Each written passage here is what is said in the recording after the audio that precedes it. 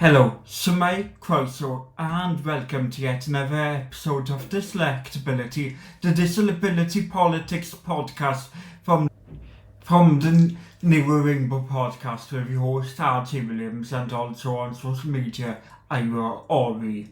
On this episode of DisElectAbility podcast program, my guest is Ashleigh Talbot, the founder of What a Trans podcast, an online blog, and we are going to be doing a deep dive looking into the Sullivan and Cass review, assessing media transphobia and announced disability benefit cuts and reforms, and looking at how these disability cuts and benefit reforms are affecting disabled people like Ashleigh, who has MS and is a wheelchair user.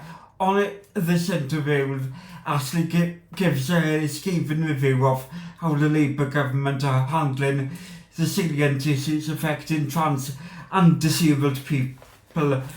Also on this episode, as we go beyond the headlines, I want to start by looking at what's in the headlines this week. Right here in the United Kingdom, marking a significant ruling in the ongoing battle by cisgendered, ideological, gender-critical individuals against the trans and non-binary community in a legal case brought to the Supreme Court by Forum in Scotland Ltd. And this organisation, backed by J.K. Rowling, has created a David and Goliath battle between trans people versus a gender-critical movement. This is an ongoing battle between that threatens the rights of trans and non-binary people. This case brought to the court about that was blocked by the Conservative government. That would be the Gender Recognition Act, and said this is the first major blocking of the legislation proposed by a devolved government being blocked by the British government, the Westminster government rather, on a basis of equalities law and human rights laws. This was about blocking it on the basis of the Equalities Act of 2010 as this act looked at, and this is a court case that recognised that the women's spaces should be protected on the basis of assigned gender from birth, and as they refer to it as sex, not gender. This court ruling is going to have a pivotal impact, as the Supreme Court this week has sided in favour of Forum in Scotland, with the Lord Judge Hodge saying this ruling should not be seen as a triumph for one side or the other, and stressed that this law shall be given protection against discrimination to transgender people, but this now facilitates discrimination and banning trans women from women's exclusive places where the Gender Recognition Act is in conflict with the Equalities Act, as I just said, of 2010, that blocks trans people from being seen as the gender that they transition to, and are forced to use spaces that based on their biological sex. And this is a unanimous decision of the court that terms woman and sex in the Equality Act, as I just said. But the statement goes on to say, but we counsel against reading this judgment as a triumph for one group or in our society against this expense of another. It does not, they say, it does not one triumphing over another, but it is in many respects, and we're going to be exploring just this in today's episode, as like it was noted. But on the outside of the courtroom, gender critical campaigners were cheering and celebrating this battle has been won, the battle that they decided to bring to the Supreme Court of the UK. The New York Times cited this as UK top court says trans women are not legally women. So, how is this not a victory for the transphobic, gender critical movement? Lord Hodge added that legislation gives transgender people protection not only against discrimination through protected characteristics of gender reassignment, but also against direct discrimination, indirect discrimination, and enhancement in substance in the required gender. But where in the law does it say that trans people will argue with this ruling? And this ruling will ensure that this conversation on the rights of trans people is not over, and it's not over on our podcast. Ashleigh, today's guest, has had a decade over. It has had over a decade in broadcasting and journalism on LGBTQIA+ rights based issues. What Trans is based out of the UK, and like how DisElectAbility currently is ad-free and not chasing the clickbaits of an independent free thinking, and has a similar purpose to myself and what I see as the principle of this podcast and the principle of creating this media space. Come in terms of offering space to allow for intersectional voices to be heard and to have a wider conversation that you wouldn't be having in other media. More on this later. Coming up, you will hear a clip from Bex Foulsham. Bex, who you may have heard last year on the new Rainbow cast with Autistically, the sister podcast to DisElectAbility, about her thoughts as someone who is a trans woman, and by this historic Supreme Court ruling of this case for Scotland entity versus the Scottish ministers, she will be giving her thoughts of how this affects women like herself and how this could be used to deny Bex from women's spaces. Hi, I'm Bex, a transgender woman who uses she/they pronouns. I am also an active campaigner for both trans and neurodivergent rights and inclusion in the sport of sailing and in politics. I am also a member of the Young Liberals and LGBT+ Lib Dem executives, although the views I'm expressing here are my own. The recent Supreme Court decision has been deeply upsetting for me. While in principle the case only referred to minor issues around gender equality on boards, the ruling has created an opening for trans people to be excluded through the usage of the term biological sex. I'll get more into that later. What has frustrated me and many others in the trans community is the rampant misconception surrounding this case. For example, the purpose of a Gender Recognition Certificate, or GRC for short, is not in any way related to how it is being portrayed. A GRC currently grants rights for a trans person's sex marker to change on their birth and death certificates, as well as certain rights surrounding marriage. It is not a passport to women's spaces that anti-trans activists claim it to be. The head of the Equality and Human Rights Commission has already declared that the ruling makes it impossible for any trans individuals to use single-sex spaces aside from that associated with their sex assigned at birth. I personally doubt the validity of that claim and believe it is likely unenforceable, yet it is stoking fear among the community and anti-trans sentiments among wider population. I won't speculate more on whether this translates to a bathroom ban, but I will give insight on my views as to why this has become so high profile. Most trans people do not possess a GRC due to the high cost and complicated process of obtaining one, yet it has been seen as the linchpin of the trans debate. It is ultimately psychological warfare.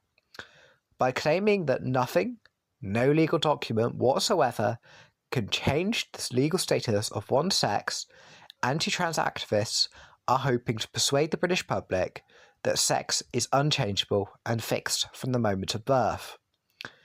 Trans people like me believe that sex and gender are both diverse spectrums that could be self-defined and changeable, and that our own personal definitions are far more significant than that of a legal body.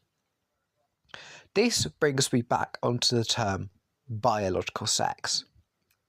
The media is portraying this as a stand-in for the gender a doctor bestows upon you when we're exiting the womb, something that has barely anything to do with actual biology. Our bodies are in fact far more complex, and attempts to define one's identity by anything from hormone composition to body parts to unknown happenings within the brain almost always fail to create the trans exclusion definition that trans activists desire. At least, not without excluding many cisgender individuals as well. In reality, the idea that one's sex or gender is determined by visible appearance at birth is not only completely disconnected from biology itself, but it isn't useful in any meaningful capacity. Does it really matter whether the words boy were uttered in the first few moments of my life? And in reality, it's more important that I'm a good and caring person nowadays. I'd like to finish by sending messages out to listeners. If you are a trans ally, please do anything you can to stand up for us. If you have the money, donate to organisations such as Transaxual. If you are able to, go to protests, sign petitions, write to your MP, and look out for trans friends and family members where possible. To my fellow trans people, stick together and show those who oppose us that we won't be shaken by the decisions of a disconnected elite and those set on taking away our fundamental rights. And thank you very much for Bex Foulsham for responding to my request to record her thoughts on this Supreme Court ruling that affects trans people like Bex.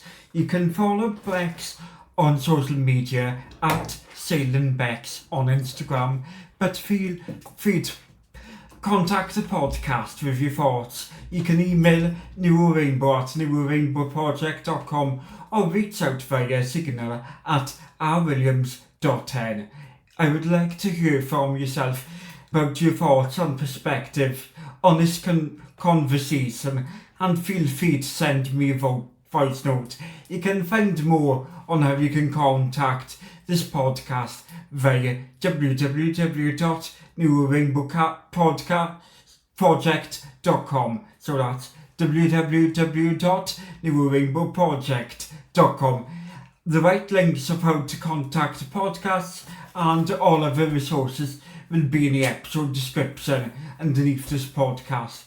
Next, we are going to explore some of the themes from Bex, as mentioned in their voice note, reflecting on this week's headlines such as transphobia in the media, by learning more from What the Trans in the main interview with Ashleigh Talbot. This interview was recorded before the Supreme Court ruling, but stay tuned for later in the episode for something extra from Ashleigh. Hello, I'm Ashleigh Talbot. I am a podcaster. I do a podcast called What the Trans. I have MS, so I'm in a wheelchair. So I've been, over the last couple of years, I've been learning all sorts of stuff about disability, as you might imagine. Yeah. Can you tell me a bit about what is What the Trans, that your news podcast and blog that you do online? Yeah, so we try and cover the news, and because a lot of the news coverage that you see is going to be affected by a particular standpoint. And all news organizations have this. We certainly do. So we try and cut through the bullshit that organizations like the Daily Mail and the Times and sometimes the Observer will publish something, and it's so obviously they've just replicated a press release from Sex Matters or the LGB Alliance or groups like that that are trying to sound more respectable than they are. And so we will try and myth bust. We'll try and go through and say, look, you may have heard this story. It sounds apocalyptic. It isn't, and here's why. That's the primary goal of the podcast. But we also, when the news genuinely is quite bleak, like, for example, a lot of the news we might see from America, we will try and present that in a look, all is not lost. Here's how people can fight back. Here's how you can hashtag resist if you're so inclined. So, yeah, we do a few things. It's news media for trans people. Yeah, which is, as I said, is quite important. And which with this podcast I've started to do, it's like when to start to provide that, like a similar space to what you provide, because it's, as I said, with the media you find is transphobic or provides, like, facilitates transphobic writers who may, the papers will present themselves as gender critical writers and such, and platforming that. But as even though you will hear about them being like all for free speech, but you will trans people notice there's that gaping hole of where are the trans writers, the transgender people within the space of mainstream media to express their own free speech.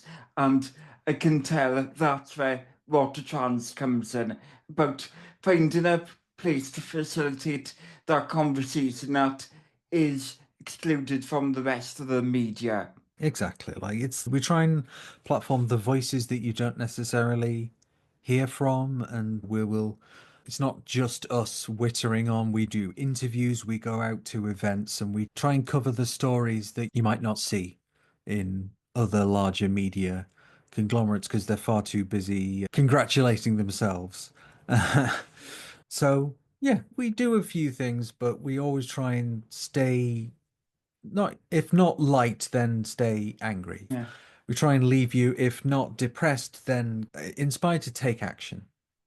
And so, can you tell me about how, like, you started Water Trans, and also tell me about some of the things that you may read or listen to from Water Trans, which you won't be getting anywhere else in the media? It was started in 2018. That's what, 7 years this year, in a few months' time. And it was myself and somebody else who started it, Michelle. But she has subsequently left the organization, so it's now myself and a crack team of people all over the country. And we so often in the media, the trans voice is completely overlooked. And there will be a story about trans news that is specifically to do with the issues that surround trans people and our allies. But there will not be a trans voice in the conversation. It's like they're speaking over us and around us, but never to us. So we've seen this quite recently with the review performed by Alice Sullivan. It was a review done seemingly independently and seemingly in good faith around around trans people and specifically around the language that's used, particularly within the NHS, to talk about gender and to talk about trans people. But you drill into it just a little bit, and you find that Professor Alice Sullivan is, in fact, one of the chairpersons of a group called Sex Matters, who are their charity in the same way the LGB Alliance are a quote unquote charity, in that they are an anti trans campaign group that have been granted charity status for reasons I cannot fathom to this day. And so Alice Sullivan is a chairperson of this organization. And she went out for information and she consulted other charities, one of which was Sex Matters. And so the advice that she said, so Sex Matters, how do you think we should deal with trans people? And Sex Matters responded, we should pretend they don't exist and try and completely write them out of any documentation and completely not acknowledge their existence at all. And so Sex Matters is one of four charities consulted for this review. The, Professor Sullivan's relationship with Sex Matters was not disclosed in the review, which seems like a bit of a conflict of interest, we might say. Yeah. And so this whole review was a stitch up from start to finish. Now, the Cass review from last year was quite good at hiding where it got its information from. It was quite good at burying the bodies. The Sullivan review, her fingerprints are on the gun, right? It took us, days on end, days of work spread out over several weeks to fully get to grips with everything that was in the Cass review. The Sullivan review took us a few hours. The recommendations it made were simply that we should stop talking about gender, talk about sex, and when we say sex, we mean sex assigned at birth. That includes people with a gender recognition certificate. There was one that was particularly, oh, yeah, and intersex people are to be completely ignored because their presence is a distracting mistake, or words to that effect. So she's just writing out this whole section of the population, which is not a massive section of the population, but it nevertheless exists, and pretending it doesn't is just openly discriminatory, right? So, yeah, that's the Sullivan review. It's just a hatchet job. And when you mentioned about how, like, you can't fathom how they try to get recognized as charities, but I find that vibes are from, like, the anti-trans and what they call themselves, the gender critical movement, Yeah. is that there's a lot of both ageism and ableism connected to it, because you find with headlines you'll see in, as you said, like the Times, Daily Mail, Telegraph, wherever, you got a lot of stuff around whether it's like young people coming out as trans or non-binary, and those LGBTQ identities, and also those who are autistic and such. And they may say that they've been wrongly influenced or harmed by trans people, as they see it as some sort of harmful ideology, because they try to find like a political, ideological stance to justify the existence as charities. Yeah, no, absolutely. That is exactly what they do. And the kind of gender critical perspective, as well as getting themselves recognized as a charity for that kind of veneer of respectability, they've also moved to starting how a company or an organization like the police, the NHS, will have an employee-led network, and it'll be for LGBTQ plus people, or it will be for people of color, or it will be for people who work in the organization who are themselves disabled. They've tried to put together seen networks, right? Sex equality and equity networks, seen, and the fact they've used the word sex in there is a dead giveaway because nobody talks about sex.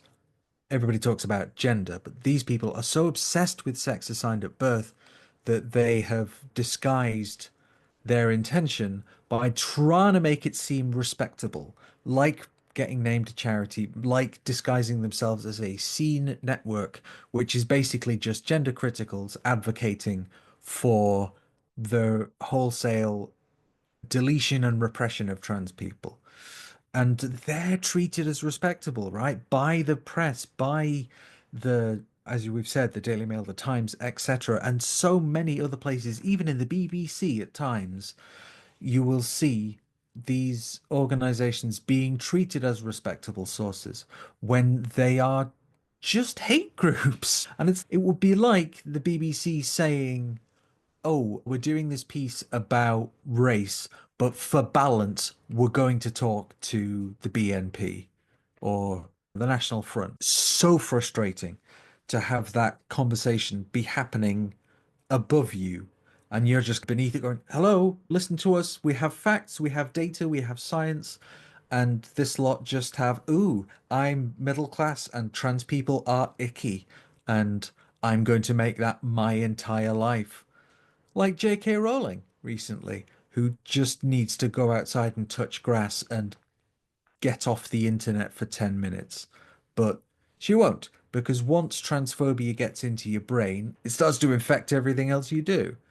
What we're going to discuss about is that with these reviews is you got the NHS, as I said, these reviews were looking into the language that the NHS uses, like as you said with the Sullivan review, and obviously you got the Cass review that was looking into the treatment that trans young people get, and you obviously had Cass been given a period, but Hmm. looking at that, how have you reported on the stuff around how the NHS and the government health ministers been looking at these reports and how they would implement or use such language and the impact?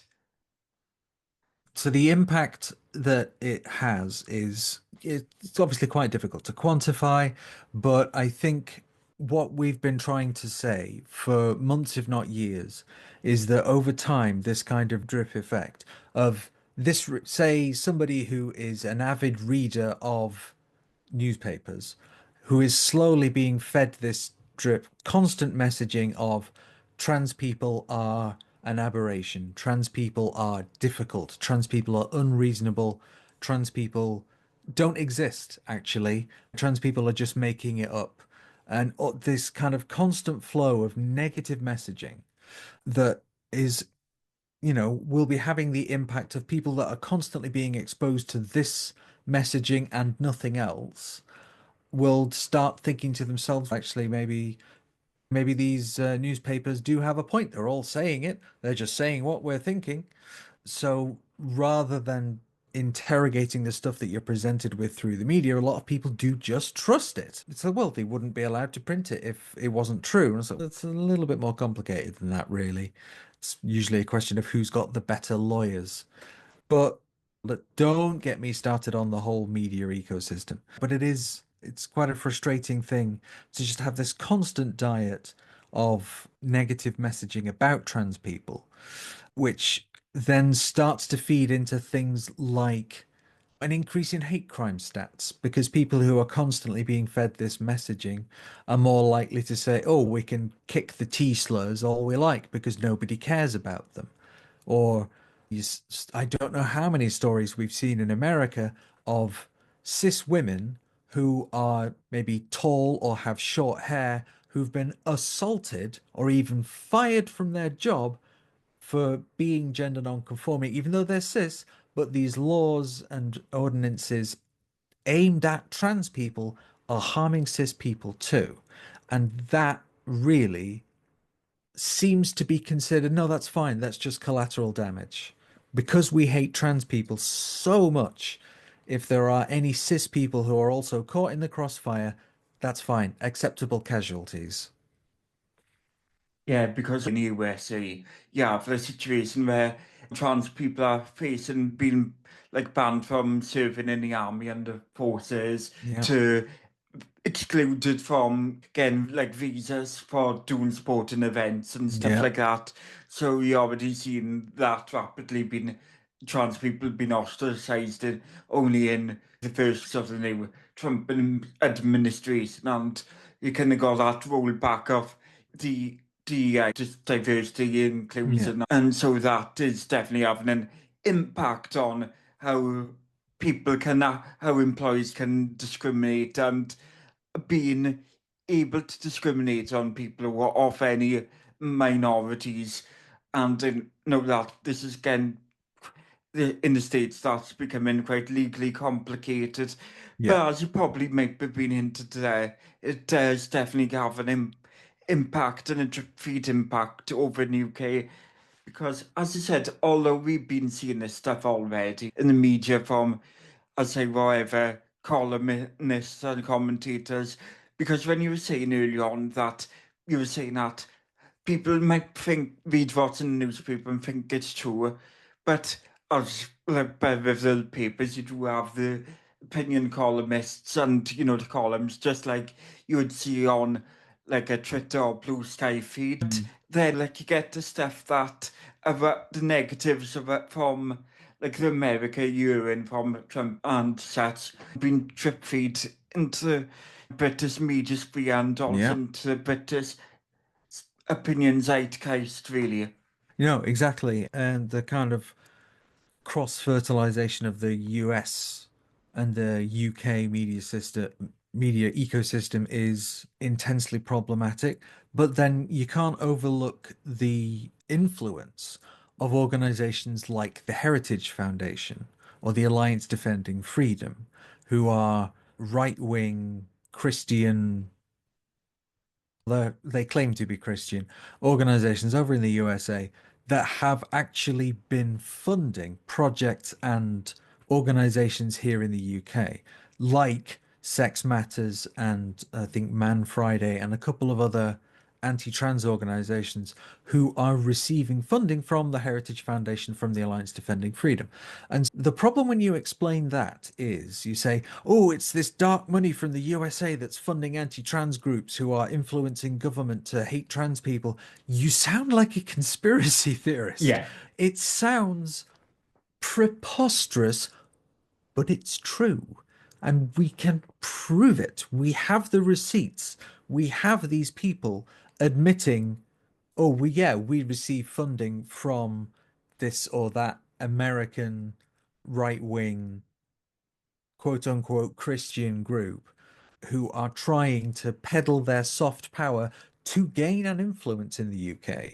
So that kind of cross-fertilization is being actively helped along by certain not state actors, but state adjacent actors over in the US who are trying to expand the United States soft power in any way they can. And they're trying to push their narrative, their view of the world on the rest of the world. They say, no, you should be like us, and we're going to put money into your country until you are more like us. Yeah, and I think that's already been seen because got like British politicians like Liz Truss, Barman, Nigel Farage will turn up at these conferences, and like that as well as you mentioned for trans, anti-trans groups being funded by such groups relating to the Heritage Foundation, but you do have its anti-abortion to like certain fossil fuel, anti-climate change, like the anti-climate change, anti-net zero Yeah. stuff being funded and promoted by such groups. But I suppose back to on something off I really want to chat to you about is also this stuff around the like Sullivan review and the Cass review is having real term impacts on the NHS and how people are receiving healthcare in the United Kingdom for transitioning in and especially like when it comes to young people.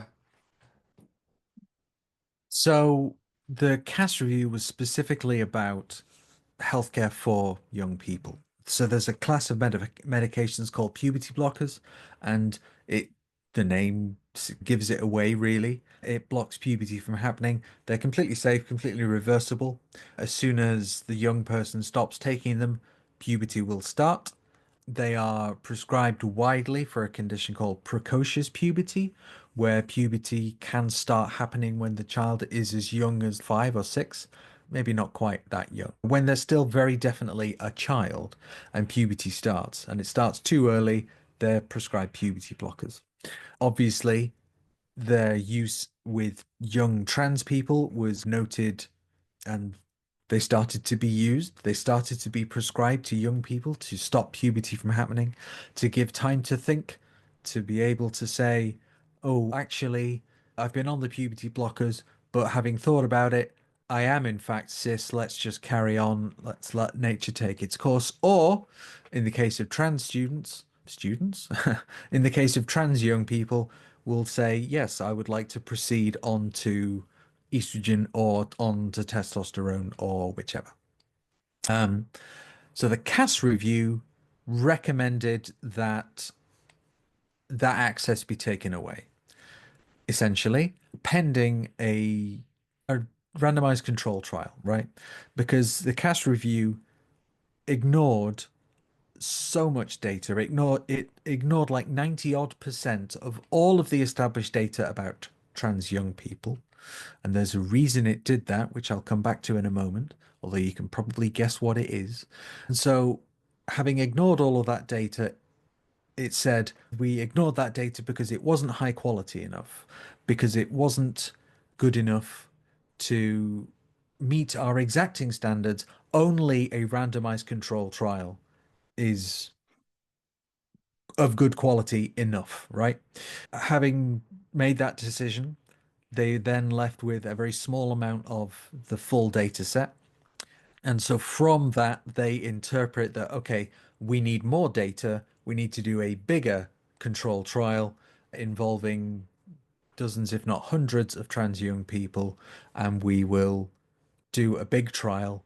But until then, access to puberty blockers should be, well, actually, Cass specifically did not recommend that puberty blockers be completely blocked and taken away.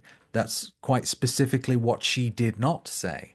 But nevertheless, that's the impact that her review has had. Oh, hang on, I've lost my thread there. So, yeah, the reason that a lot of the data set was excluded, we suspect, is because it actually had a positive result. And it said puberty blockers are good, actually, and puberty blockers help out with trans young people and their feelings of dysphoria and blah, blah, blah. But because that didn't fit the narrative that Cass had been hired to push, which is something that Kemi Badenoch admitted later on, that she and Kishore Faulkner, in charge of the EHRC, specifically said that they wanted to maneuver gender critical voices into positions of power so that trans activism would just falter, because all of the places that you would complain to, or all of the places that would make decisions, would be in charge of gender, or rather would be overseen by gender critical people. So, yeah, the Cass review was a stitch up, start to finish. And it has been widely criticized, not least by similar reviews from other countries like Australia and New Zealand, who recently ran their own review, which was quite critical of Cass. And even just in the last couple of weeks, Switzerland, Germany, and Austria, who have also done their own review, which also heavily criticized Cass for its shortcomings and for its lack of scientific efficacy. So the rest of the world looks at the Cass review and thinks, wow, Britain, you guys are obsessed. What is my. I pity the trans people in Britain because they've got to put up with this nonsense. And there are many stronger words I could use that Yeah. are aside from nonsense. That's the Cass review, basically. Yeah, because one thing that I found from that and the conversations found in that is that if you would tell a young trans person they're not going to get puberty blockers, or the parents who are fully supportive of them transitioning them into what's best for the child, is that they deserve the right to know if like you're stopping the puberty blockers, is there any suspected harm?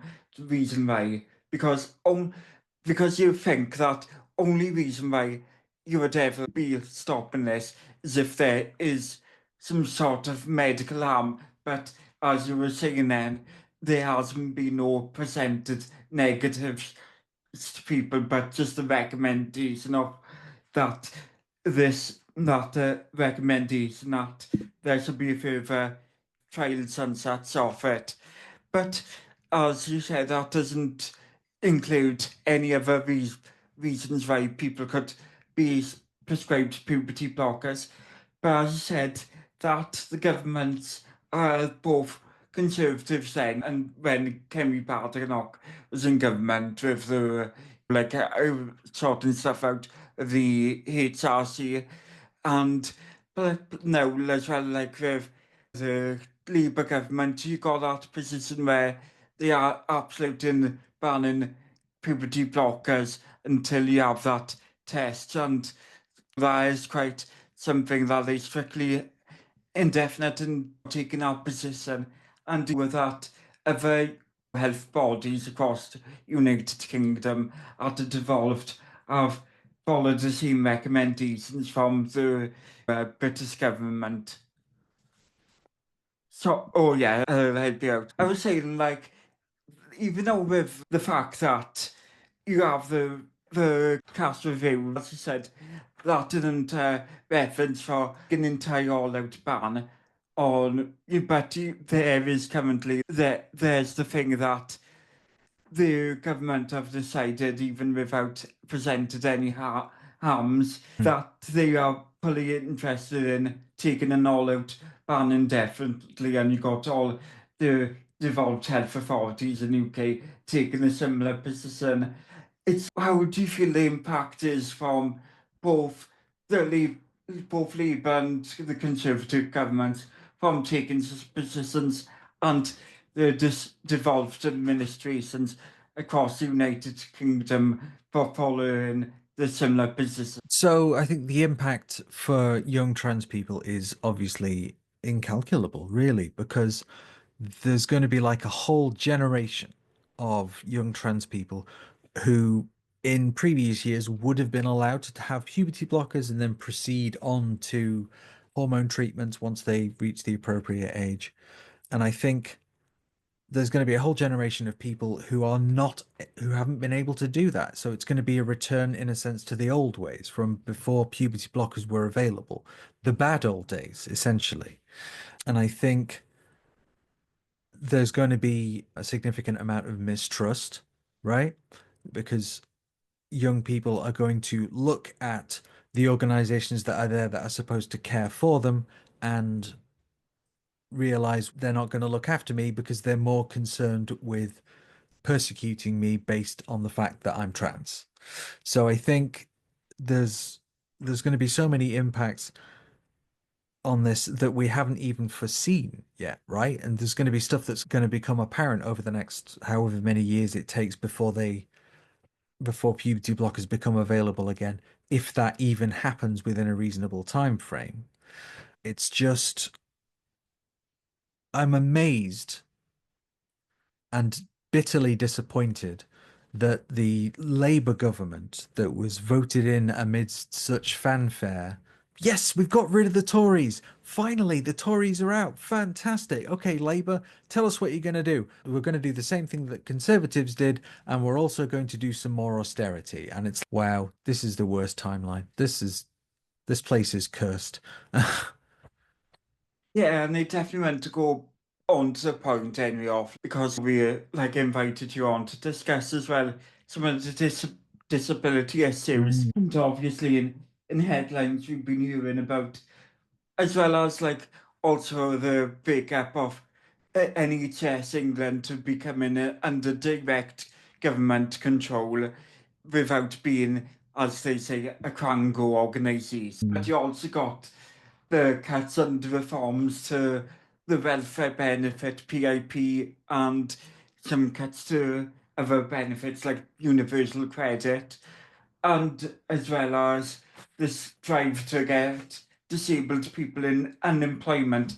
And I want to firstly, on this point, just get your sentiment on what we've been hearing in the news about this and how you experience this, as how you feel about what you've been seeing in the news about the certain welfare cuts and the changes to PAP as a disabled person yourself. Yeah, indeed. I've done more than just watched it in the news. Obviously, I've been to protests around this exact thing, around the cuts to disability and to PIP specifically. And the fact that this Labour government, and Labour is it's supposed to be the left-wing party, right? It's supposed to be the party that looks after people, that doesn't persecute minorities based on facetious reductive idea of saving money, right?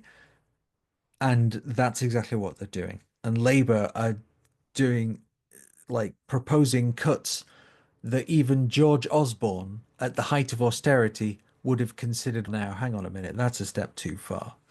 So my read on it as a disabled person looking at this stuff about PIP is that it is absolutely sickening that any government is considering this, but particularly that it's a Labour government which is saying, "Oh no, we have to do this because we can't possibly tax the rich." Because that's the solution rather than Yeah. cutting money for people at the very bottom. I'm angry and I am just incensed by this government and their lack of empathy, the lack of compassion that it shows to say, oh, we are going to take away benefits from some of the most vulnerable, most disenfranchised, and lowest earning people in society. We're going to take money off them because we can't possibly just take it from the people who can afford it. And it's ridiculous and it's sickening, frankly, the fact that they've chosen to make these cuts in particular rather than doing any one of a number of other things. So, yeah, it's absolutely sickening. But I suppose that's the thing, I guess, with the in read so much of the strong motiveness is because you already disabled people already gone through the past 15 years after that happened in from the early 10s. Then you had the stuff like the impact of the coronavirus on both health, Yeah, yeah, and the personal income and how they may be able to get into the workplace and stuff like that, or and stuff like that. And then it's like now there's to get disability benefits now. It's a weird strategy to get economic growth because if they're talking about economic growth, but people haven't got anything in the income to have disposable income to actually spend on things, how are people going to get the economy going without people being able to spend and be exactly. having to just struggle but anyway necessarily to survive because we already, as you already witnessed, seen so much dependency on food banks grow over the past 15 years. Just the idea that they are just cutting from the bottom makes me so angry. Can you tell me about the protests Yeah. been going on and in terms of both the trans protests that support trans rights and the protests to support disabled people? Can you tell me a bit about the ones you've gone on and different ways people can Mm. support disabled rights and support trans people and how they might be able to participate? Yeah. So the protests that I've been to have been organized by one of two organizations. So one is Crips Against Cuts, and you can find them on Instagram, and they've had protests taking place up and down the country. On the last podcast episode we did, I had a big long list of cities where somebody had organized a protest.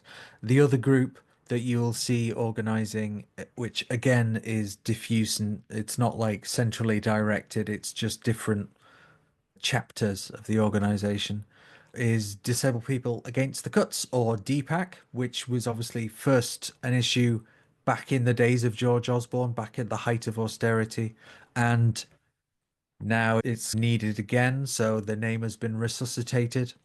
And so the protests that I've been to, pardon me, there's been a certain amount of buy-in from people passing by, like people stopping to chant along with us for a little while and then carrying on with their day. The first one I went to was last Saturday, and it was right outside the Arndale Centre.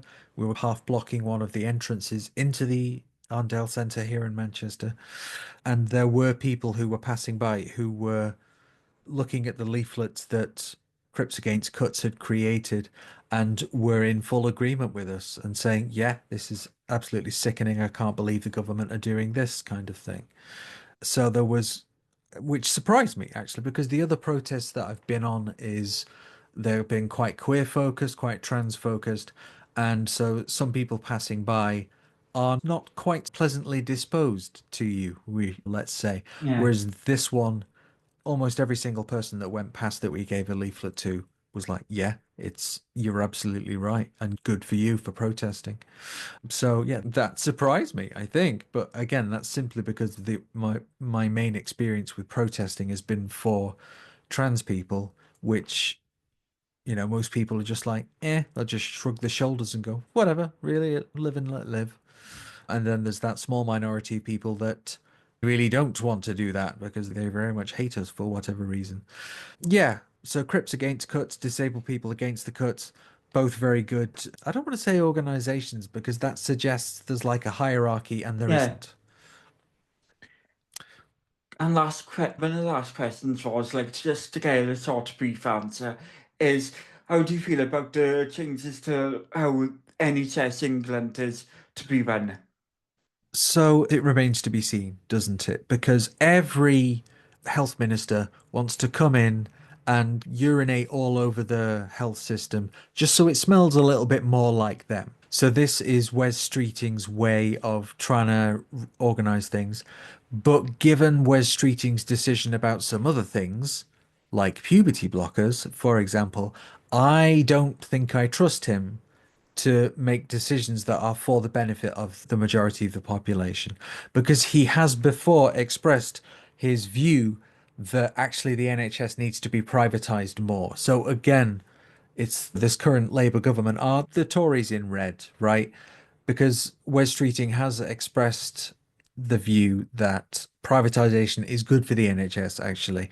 So, with the way that he is planning to reorganize things, I don't trust that whatever comes next will be good. I think there's every possibility that it could get worse, and that by getting rid of NHS England, there's going to be savage employment cuts, right, to the organisations that exist.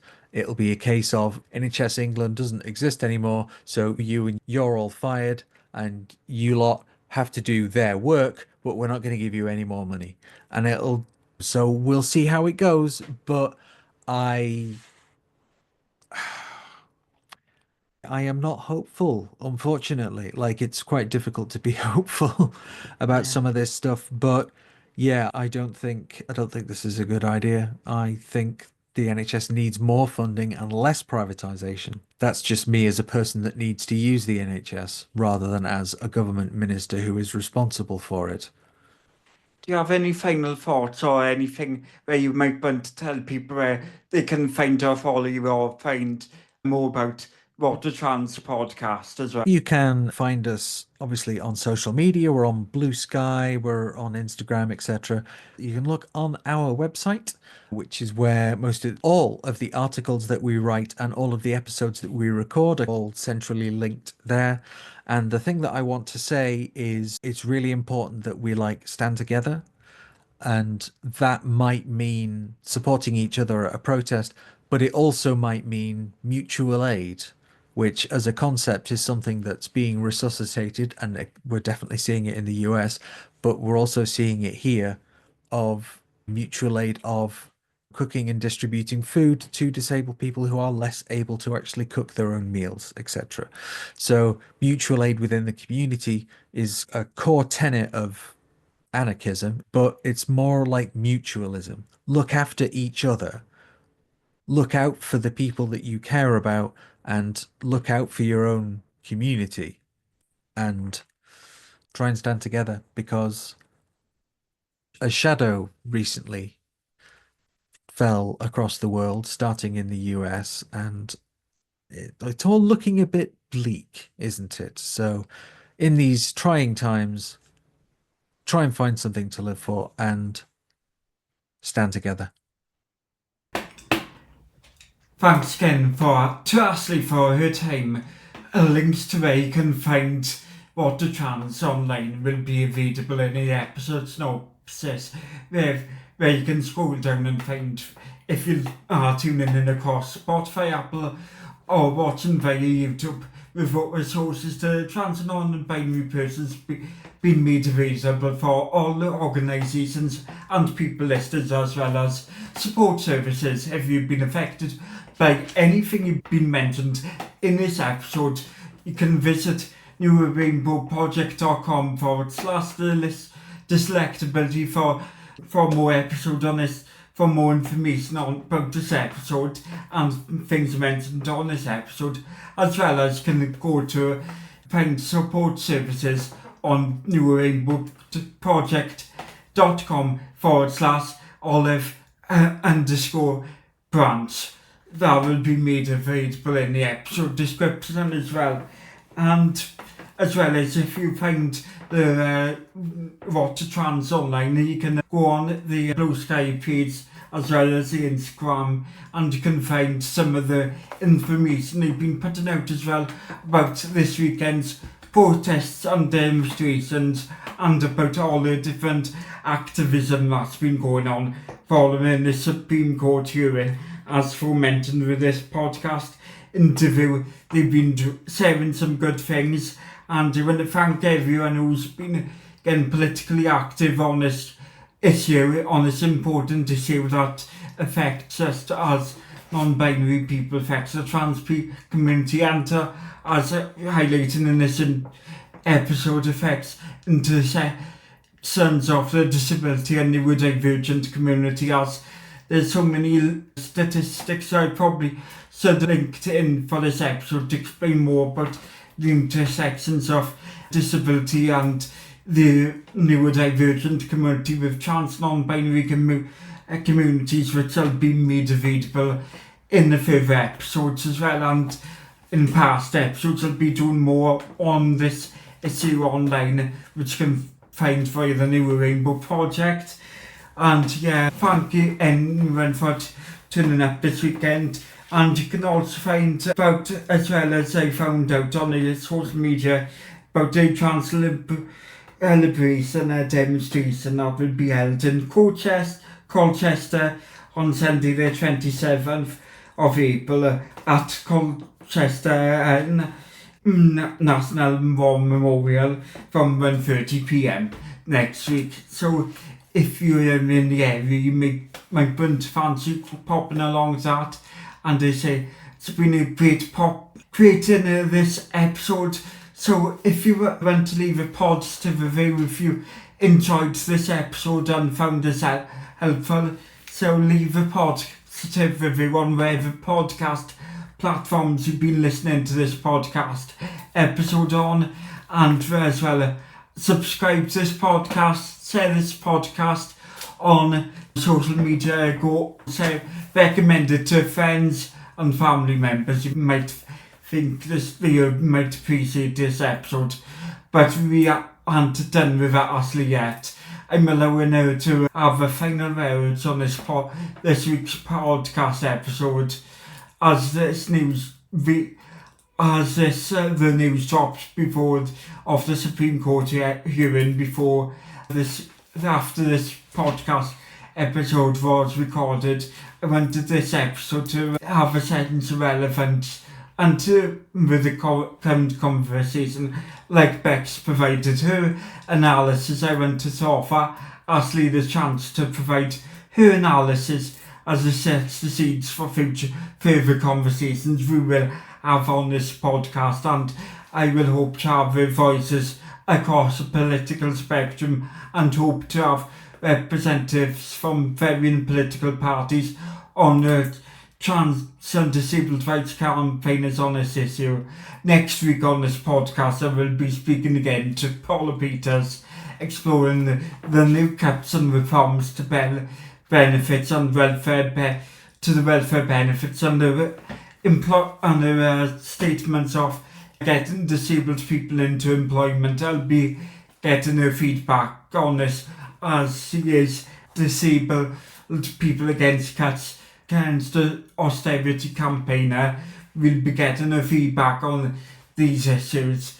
And so I will be saying goodbye for now on this podcast and let Ashleigh finish the show. And as I said, to Ashleigh for coming on at this short notice, as I felt it's important to get in. But thanks again and see you soon. Hello everyone, it's Ashleigh from the more recent past here. I'm recording this on April 17th, the day after the Supreme Court dropped its bombshell ruling essentially saying that trans women are not women even if they have a gender recognition certificate. Sex is to exclusively be interpreted as biological sex, even though they haven't bothered to actually define what biological sex is, apart from saying something birth certificates. If you're wondering what this means, practically it means we go back to the 1970s. We're no longer recognised in law as our required gender, although non-binary people never were. You can go ahead and get a GRC to change your birth certificate, but that's not the same thing as legal recognition. There are a lot of knock-on effects from this, which I'm not going to go into here. If you're interested in a full breakdown, there's an excellent article by Jess O. Thompson for Queer AF, which I'd encourage you to read. So, the £1 million question. What do we do about this? And at the moment, the answer is we stand together and we look after each other. Someone, somewhere, may already be planning to challenge this in the courts, and good for them. I hope it goes well. But that takes time and money most of us just don't have. So we do what we can. Tell your trans friends you love them and that you'll defend them, especially if you're not trans yourself. There's more of you than there are of us, and we'll need support and allyship in the days ahead. And if you're lucky enough to be trans, hold your friends close and discuss with them how to resist. This might look different depending on where you are, but there's always a way to draw a line in the sand. Maybe you'll make common cause with some people you don't always agree with, but that's what solidarity means. You don't have to agree on absolutely everything, you just have to agree on the big things. Agree on what to fight for and how to fight for it. Is it protests or other disruption? Is it mutual aid to support the most vulnerable in our community, like trans people who are disabled or who aren't white, or who are both? You don't need anyone's permission to do these things. You can just do them. In the coming weeks and months, the trans community will stand up for itself as we have many times before.